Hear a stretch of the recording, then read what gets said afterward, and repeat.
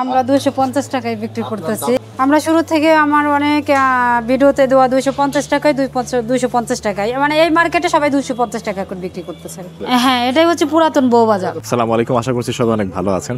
মানে হাসি পাচ্ছে, আজকে 3 নম্বর আমি ইন্ট্রো দিচ্ছি। মানে এর আগেও 2টা জায়গায় গিয়েছি, যাওয়ার কথা ছিল, আগে থেকে প্ল্যান করেছিলাম। সেখানে গিয়ে দেখলাম 2টা জায়গায় বন্ধ, এক জায়গায় খাবার শেষ হয়ে গেছে, আরেক জায়গায় বন্ধ। তো এটা হচ্ছে আমার 3 নম্বর জায়গা। হোপফুলি এখন বেশ ক্ষুধাও লেগে গেছে, এখানে খাবার পাবো। আর বাসা থেকে হুডি পরে বের হয়েছিলাম, তো তখন আমাকে তন্নি বলতেছে যে শীত পড়তেছে নাকি এখনই তুমি হুডি পরছো। আমার এক ছোট ভাই ছিল, সেও বলতেছে আপনি দেখি শীত নামাই নিছেন। এইখানে দিয়াবাড়িতে আসার পরে তারা বুঝতে পারতেছে শীত আসলেও নামছে। আর আমি ঠিক কাজ করছি, আমি হুডি পরে আসছি। চলো নাকি ভেতরে যাই, গিয়ে দেখি আমরা খাবার দাবার আজকে পাই কিনা।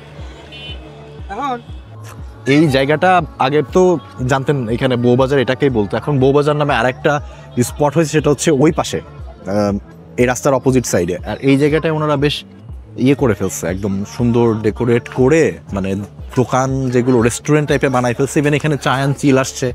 আর সামনে দিয়ে হাতের ডান পাশে গেলে এখানে অনেকগুলো দোকান আছে।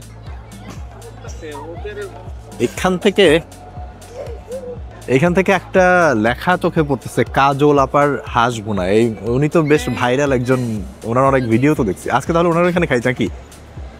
চলো এখানে ট্রাই করে, দরকার হলে আরেকটাও ট্রাই করবো, দেখি কি কি আছে। আসো। এটা হচ্ছে কি যে কাজল আপার পিঠা গরম। আসসালামু আলাইকুম। আপনার তো আমরা বেশ কয়েকটা ভিডিও দেখছি, তো ওই দূর থেকে আমরা এমনি আসছিলাম, আজকে দেখলাম যে আপনার দোকানের নাম, তো ভাবলাম এখানে খাওয়া যায় কিনা। আপা আজকে কি কি আপনার আইটেম? আজকে আইটেম আছে ক্র্যাব মশলা, এটা হচ্ছে 200 টাকা।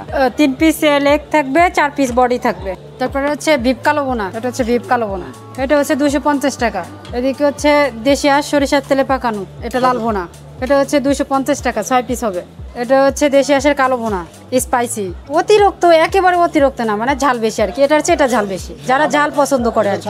হ্যাঁ, এটা হচ্ছে 250 টাকা। এটা হচ্ছে রাজা হাঁস, এটা হচ্ছে 300 টাকা, এটা 6 পিস হবে। বট ভাজি, বট হচ্ছে 180 টাকা। আমরা 250 টাকায় বিক্রি করতেছি। আমরা শুরু থেকে আমার অনেক ভিডিওতে দেওয়া 250 টাকায় 250 টাকায়, মানে এই মার্কেটে সবাই 250 টাকা করে বিক্রি করতেছে। হ্যাঁ, এটাই হচ্ছে পুরাতন বউবাজার। ঠিকানা হচ্ছে উত্তরা দিয়াবাড়ি 18 নম্বর সেক্টর, পুরাতন বউবাজার। কাজল আপার কাছে আসার কোনো প্ল্যান ছিল না, আমি এটাও তো ভালো করে জানতাম না যে এই দোকানটা উনি এখানে আবার নতুন করে দিচ্ছে। আমি জাস্ট ভিডিও দেখেছিলাম ওনার কয়েকটা, এর আগে মনে হয় আর একটা জায়গায় ছিল, ওইখান থেকে এখানে এসছে।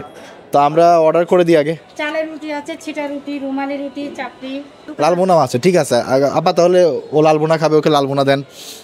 আমাকে এই হাঁস একটা দেন। হাঁসের কালাবোনা খাবা না এটা খাবা? কালাবোনা একটু ঝাল ঝাল আছে।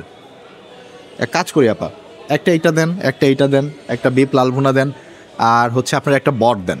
আমি না কাঁকড়া খাওয়ার আমার একটা প্রবলেম আছে, আমি কাঁকড়ার ভেতরে ওইটা বের করতে আমার খুব সমস্যা হয়, তখন মনে হয় যে কেন খাইলাম। ভেঙে দেওয়া যাবে? কাজল আপা বলছে ভেঙে দিবে, তাহলে একটা কাঁকড়াও দেন। আর রুমালি রুটি, ছিটা পিঠা, আপনার কাছে যে কয় ধরনের পিঠা বা রুটি আপনি সেল করেন, হ্যাঁ সব 1-2 পিস করে দিতে থাকেন। আমরা বেশ ক্ষুধার্ত আসলে, এখন যত তাড়াতাড়ি খাবার খাবো তাহলে ভালো লাগবে। এই ভাইরাল জায়গাগুলোতে তো খাবার দাবার একটু প্রবলেম হয়। এই কাজল আপাও কিন্তু বেশ ভাইরাল মানুষ, তো দেখা যাক ওনার খাবার দাবার আসলে কেমন। এখানে ওনার এই যে ইয়ে দেয়া আছে, মেনু আছে, এখানে বেশ অনেকগুলো আইটেম। ওনার যে গরুর লাল ভুনাটা আমরা অর্ডার দিলাম, ওটা আসলে চুই জাল দিয়ে নাকি রান্না করা।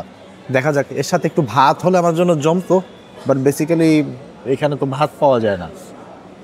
এখানে রুটি, চালের রুটি উনি 10 টাকা করে বিক্রি করে, রুমালি রুটি 30, পিঠা 20 টাকা, সিটা রুটি 20 টাকা, পরোটা 20 টাকা, লুচি প্রতি পিস 20 টাকা।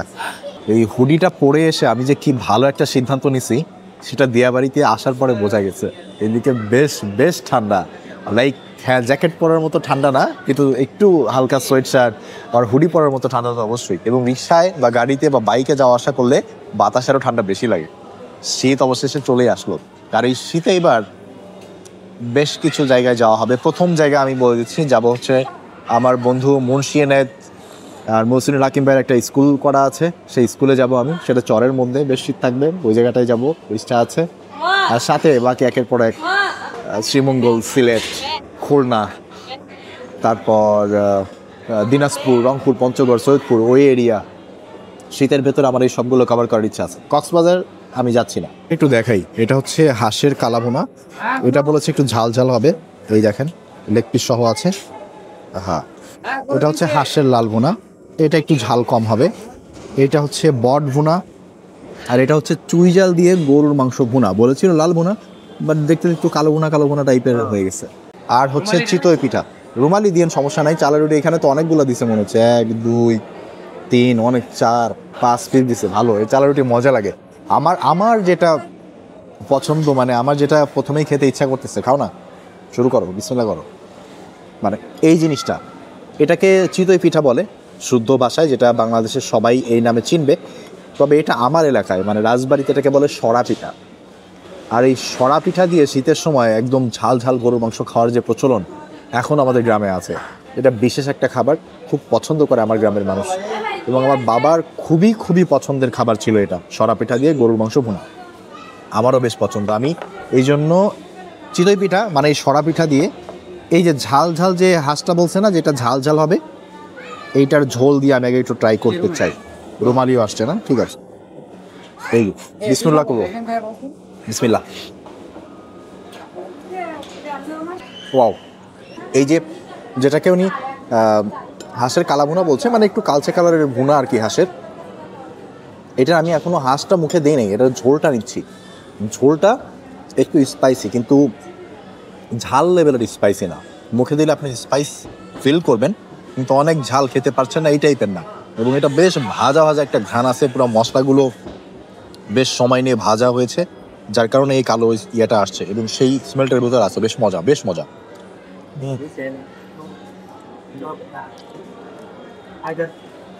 লেগ পিসটা খাই আমি।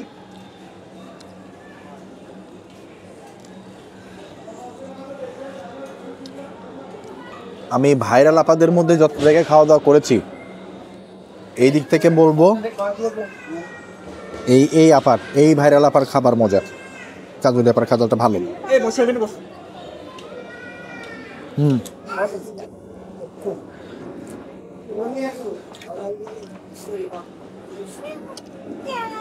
আমার কাছে বেশ মজা লাগতেছে আসলেই, ডিনাই করার মতো কোনো ওয়ে নাই।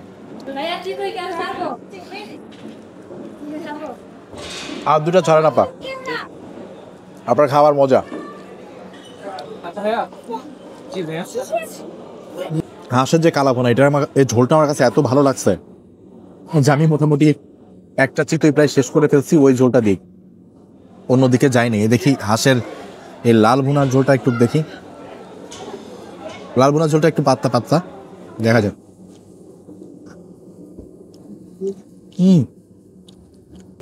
এটাও বেশ ভালো, এই কাজুরি আপার রান্না ভালো। আমি সত্যি বলতেছি অনেস্টলি, যে আমি এর আগে এরকম ভাইরাল আপা, মিরপুরে ছিল একজন, মিরপুরে কিছু মানুষজন আছেন এরকম ভাইরাল ছোটখাটো ফুডকার্টের যে দোকানগুলো আছে, এগুলোর ভেতরে এইটার খাবারই আমার কাছে বেস্ট মনে হয়েছে। হাঁসের গিলা, দিয়াবাড়ি সহ 320 সহ বেশ কয়েক জায়গায় হাঁসের মাংস এরকম পিঠা দিয়ে রুটি দিয়ে খাওয়া হয়েছে। এর ভিতরে অনেকগুলো পেয়েছি ভালো খাওয়ার মতো, টেস্টি, কিন্তু এটাকে আমি ওই সবগুলোর থেকে একটু আগায় রাখবো। আমি ভেবেছিলাম যে হয়তো এরকম হবে না, বাট জেনুইনলি ওনার এই যে হাঁসের লাল ভুনাটা খাইছি, এখানে আপনি মুখে দিলেই বুঝবেন যে অন্য টাইপের কোনো মশলা এখানে নাই। নর্মাল আদা রসুন পেঁয়াজ দিয়ে খুব সুন্দর করে উনি ভুনা করে রান্না করছে, মানে ভুনা হয়ে গেলেও এখান থেকে মাংসটা এখানে উঠায় টানানো হয়েছে। আর এইটা যেটা করছেন, ভুনার পরেও আবার ভুনা করা হয়েছে, মানে বেশ ভালো পরিমাণে ভুনা করে একটু ভাজা করে ফেলছে, এই যার কারণে এই কালারটা আসছে। এটাই একটা ভাজা ফ্লেভার আছে, এইখানে ওই ভাজা ফ্লেভারটা মিসিং, বাট ভুনার যে অ্যাকচুয়াল ফ্লেভার সেটা এটাতে আছে, এবং দুইটাই খেতে বেশ মজা। একটা আমার কাছে খেয়ে মনে হয় না যে কি খেলাম, খারাপ না, দুর্দান্ত। এটা হচ্ছে আপার 10 টাকার একটু ছোটো সাইজ, 10 টাকার চালের রুটি, এইটা দিয়ে একটু বট ভুনাটা খাই। বট ভুনা ওনার এটা ভাজা না, মানে একদম ঝোল হালকা ঝোল ভুনা।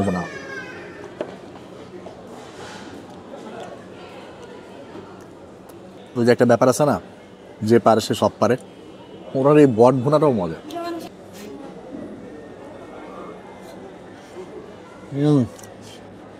বট ভুনার ঝোল, এই হাঁসের মাংসের ঝোলের ভিতরে একটা হালকা বিল আছে, কিন্তু এখানে বটের যে ফ্লেভার আর বটেতে একটু তেল থাকে, তো তেলটাকে এটাতে একটু রিচনেসটা একটু বাড়াই দিচ্ছে, কিন্তু খেতে বেশ মজা। দুইটাই 3টা আইটেম মুখে দিচ্ছি, 3টা আইটেম আমার কাছে দুর্দান্ত লেভেল ভালো লাগছে জেনুইনলি। আমি প্রথম কোনো জায়গায় খেতে এসে মানে যে আইটেম মুখে দিচ্ছি ওই আইটেমই দুর্দান্ত বলতে হচ্ছে।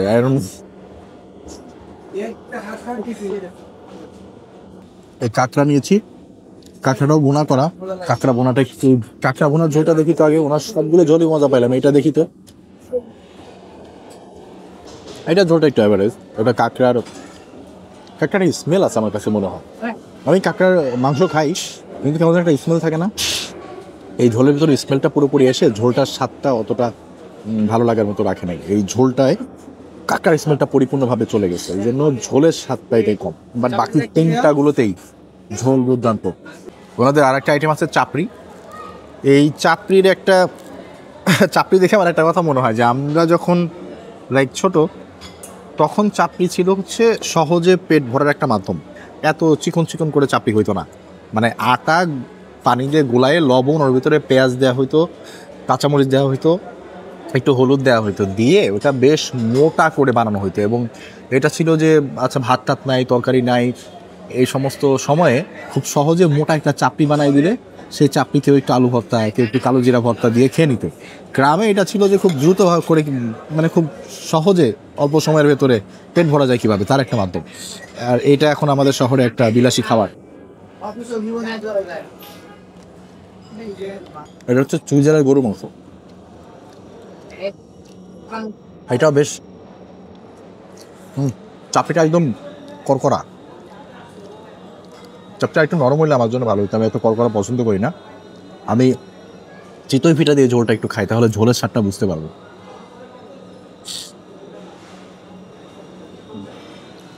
এই গরু মাংসের ঝোলটায় ওই যে পোড়া পোড়া একটা ফ্লেভার চলে আসছে। চুইঝালের রান্নাতে পানি ব্যবহার করা হয় না, এটাতেও হয়নি। এবং পানি ব্যবহার না করার কারণে চুইঝালের রান্নাগুলো থেকে একটা পোড়া ফ্লেভার থাকে, যেটা আমার পছন্দ না। অনেকে আবার ওইটাই পছন্দ করেন, ওর জন্যই ভালো লাগে অনেকে। ওনার জন্য গরু মাংসটা অ্যাভারেজ। বাট ওনাদের এই হাঁস, এই ভুড়ি মানে বট, এটা হচ্ছে রুমালি রুটি। এটা মনে হয় 1 পিস 30 টাকা। রুমালি রুটি দিয়ে আমি আবার একটু হাঁসের দিকে যাই। এখানে একটা হাঁসের রানের পিস একটু খেয়ে রেখে দিস, ওটা পুরোপুরি খাই।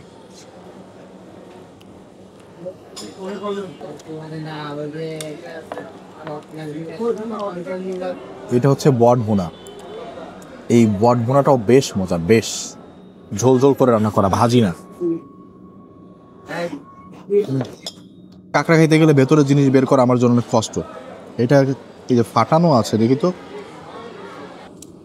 এই এই যে মাংস বের হয়েছে, এটা এখন একটু খাবো আমি।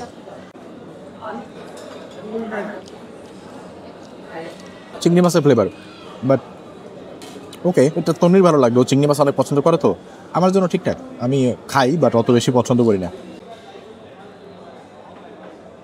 চিতই পিঠাটা আমার কাছে মানে একদম মানে সেই আমার এলাকার চিতই পিঠা খাওয়ার কথা মনে হয়েছে। একটু হালকা ঝাল ঝাল হাঁসের মাংসটা, চিতই পিঠাটা উনি বেশ ভালো বানাইছেন, নরম নরম। অনেকদিন পরে একদম স্ট্রিট ফুড টাইপের কোনো খাবার খেয়ে খুব ভালো লাগলো। দেখেন, আমি এত মন খুলে প্রশংসা করছি দেখে অনেকে ভাববেন না যে আমার কাছে যত ভালো লাগলো আপনার কাছেও সেমভাবেই লাগবে। আমি সবসময় এই কথাটা বলার চেষ্টা করি, সবার স্বাদ আলাদা, আবার এক একজনের রান্না এক একদিন এক এক রকম হয়। সো এটা ভাবার কোনো কারণ নাই যে আমি ভালো বলছি মানে আসলে অনেক ভালোই আপনি পাবেন। ওই দিন রান্নাটা একটু অন্যরকম হতে পারে, বা আপনার স্বাদের সাথে আমার স্বাদ একদম নাও মিলতে পারে। তখন গিয়ে বলবেন যে কি রেকমেন্ডেশন করলে। আমি রেকমেন্ড করি না কোনো রেস্টুরেন্ট কাউকে। আমি যেখানে খাচ্ছি সেটা কোনোভাবেই আপনাকে রেকমেন্ড করছি না, আমি আমার অভিজ্ঞতাটা আপনাকে শেয়ার করছি। এখন আপনি বিবেচনা করবেন যে আমার স্বাদের সাথে আপনার স্বাদ আসলে মিলছে কিনা এই বর্ণনার সাথে। যদি মনে করেন হ্যাঁ এই লোক স্বাদের যে বর্ণনা দিচ্ছে আমি এক্স্যাক্ট ওই স্বাদ পছন্দ করি, তাহলে আপনি গিয়ে দেখতে পারেন। তারপরেও একই অভিজ্ঞতা হবে কিনা এর কোনো গ্যারান্টি নেই। এবার অনেক বড় বড় রেস্তোরাঁ, এই হাজি বিরিয়ানি, হানিফ বিরিয়ানি, এগুলো তো খুবই বিখ্যাত, বেশিরভাগ মানুষই পছন্দ করে। কিন্তু এই সকল বিরিয়ানি কিন্তু এমন অনেক লোক আছে যারা পছন্দ করেন না, স্বাদ ডিফারেন্ট।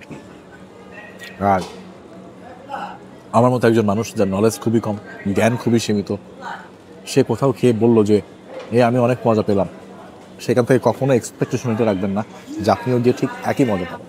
হয়তোবা আপনার স্বাদের সাথে আমার সাথে মিলবে না। খাওয়া দাওয়া শেষ, চলুন বিল দিয়ে বের হই। আপা আমাদের হিসাবটা করে ফেলেন না, কত হলো টোটাল? আচ্ছা আমি যোগ করতেছি, আপনি বললেন। হ্যাঁ হ্যাঁ হ্যাঁ, চিতই 4টা 80 টাকা। তাহলে আপা আপনার একদম মানে কাটায় 1400 টাকা হয়েছে।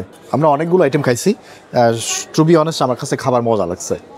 নর্মালি যত ভাইরাল আপাদের দোকানে যাই বেশিরভাগ জায়গায় যেটা শুনে যাই ওরকম পাই না, খাবার মজা লাগে না। কিন্তু এই প্রথমবার আমি যতদিন ধরে ব্লগিং করছি একটা জায়গা দেখে আসছি যে সে ভাইরাল এবং তার খাবার মজা, এটা ফার্স্ট টাইম। এখানে আরও অনেকগুলো দোকান আছে সাথে সেম না, এই সিরিয়াল দিয়ে বেশ কয়েকটা দোকান এবং সবগুলোতে এরকম হাঁস গরু এগুলোই বিক্রি হয়। মনে হয় মোমোজ বা এই জাতীয় কিছু খাবার দাবারও আছে। মালাই চা আছে, শীতের দিনে চা খুব স্পেশাল জিনিস অনেকের কাছে। অনেকে তো নিজেদেরকে চাক্ষর বলে দাবিও করে। স্পেশালি যে চা জাতীয় খাবার, কফি জাতীয় খাবার, এইগুলোর এই খোর টাইপের ব্যাপারটা আমি বুঝি না। যদি খাবার সুস্বাদু লাগে হয়তো একবার ট্রাই করতে পারি, বাট না খেলে যে আমার ঘুম ভাঙে না, না খেলে আমি চলতে পারি না, এই ব্যাপারটা আমার বুঝে আসে না। কেন নিজের শরীরের উপরে নিজের কেন কন্ট্রোল থাকবে না? খাবেন ঠিক আছে, বাট না খেলে চলতে পারবেন না, এটা কেমন কথা?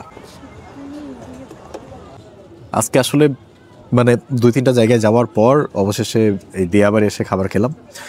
মানে বের হয়েছিলাম কিছু একটা খাবো সেই উদ্দেশ্যে, না হলে আমি মোটামুটি একটু প্ল্যান করেই যাই কোথাও যদি যাওয়ার ইচ্ছা থাকে।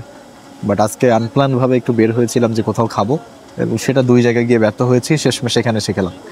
খাবারের অভিজ্ঞতা আজকে খারাপ ছিল না, বেশ ভালোই ছিল বলা যেতে পারে, স্পেশালি এই টাইপের খাবারের মধ্যে।